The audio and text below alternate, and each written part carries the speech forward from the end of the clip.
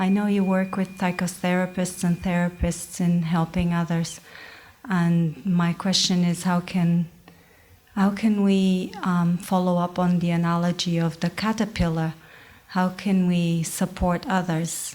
How can we know if they are there, if they are not there? Is it possible to help? I don't know what the question is, but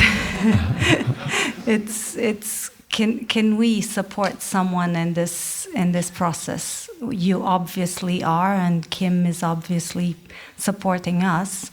So yes. Is there different stages that we can support different people in different processes? The moment the spiritual awakening, if we want to call it that, happens in you, which is the disidentification from the thinking mind and certain degree of arising of presence. Well, not the moment it happens, but a little bit after that, as this process continues, many people find that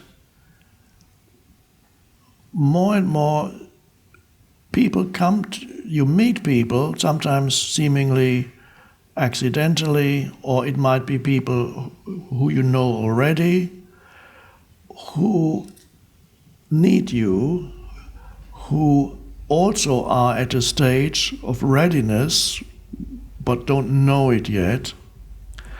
And you may find and will find that these people are drawn to you.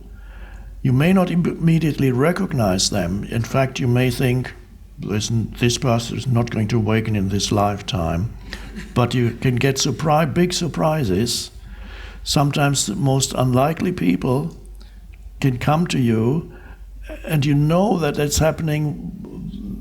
There's a moment usually when you notice there is a transmission either of presence as an energy field, or they ask you a question, you give an answer, and the answer has a certain power or aliveness to it.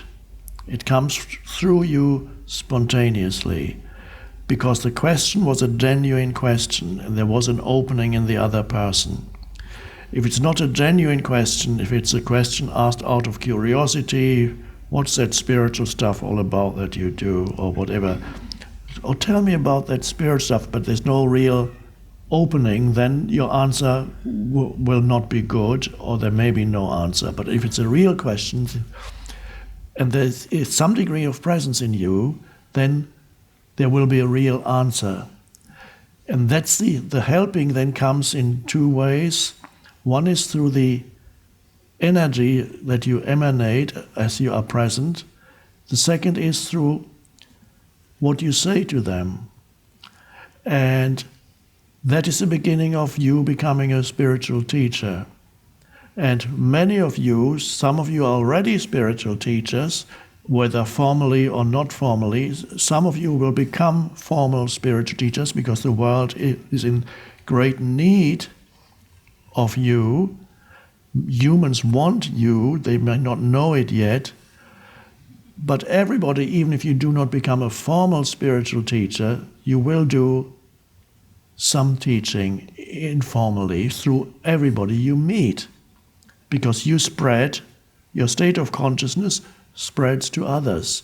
That applies both to unconscious people who spread their negativity or the viral infection of their minds, and to present people who spread presence. And it's not that you are doing it. So an important obstacle could be if you think that you need to do something to help them. This is very seductive because it's a wonderful thing to help others. But the obstacle is you think that it is up to you to help them. It's not.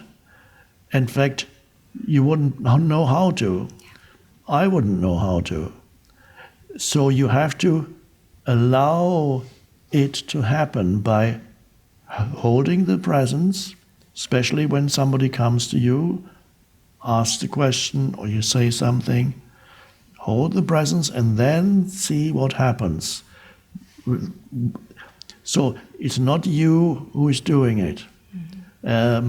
sometimes I've met some people who said they've been asked to, first they saw some individuals, help them, they are growing and growing in presence, and then somebody approached and said, can you give a talk to our little group? And then they came to me and said, I don't think I'm ready to give a talk to a group. Somebody asked me to give a talk to a group. I think I'm not ready. And I said, if you think you're ready, then that's not a good sign. Because there's probably a little ego in there that thinks, I'm ready to be a spiritual teacher. Just come to me and I will heal you. But if you feel that the most powerful place, whether you are with one person or with a group of people, the most powerful place is to not know. But you have to be comfortable with not knowing. If you're uncomfortable with not knowing what to say, what to do, then you go, oh dear, what shall I have to say? The mind says, quick, say something useful to this person. And then you think things you've read in a book. Well, Eckhart says that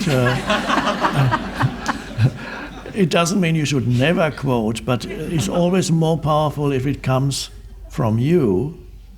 So it only comes if you are comfortable with, enter that space of not knowing, which is basically you surrender thought, and you just look at the person, and you listen, and then see what answer comes, then see what you say, if anything. In some cases you might not say anything.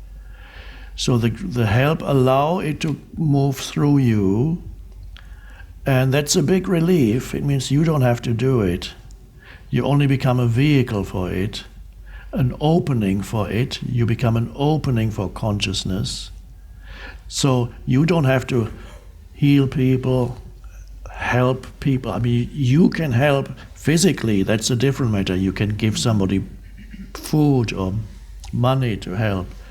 But at a deeper level, you can't do anything.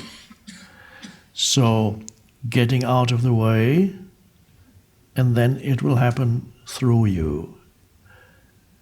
In the Course in Miracles, it says the moment you become a student of the Course in Miracles, which, by the way, is a lovely teaching, but not for everybody. So don't believe that because I mention it now, you have to go and get it.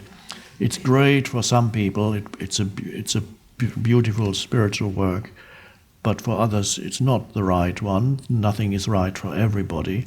Course in Miracles, however, says the moment you start studying the Course in Miracles, which really implies the moment you begin to disidentify from the conditioned mind, you become a teacher of God.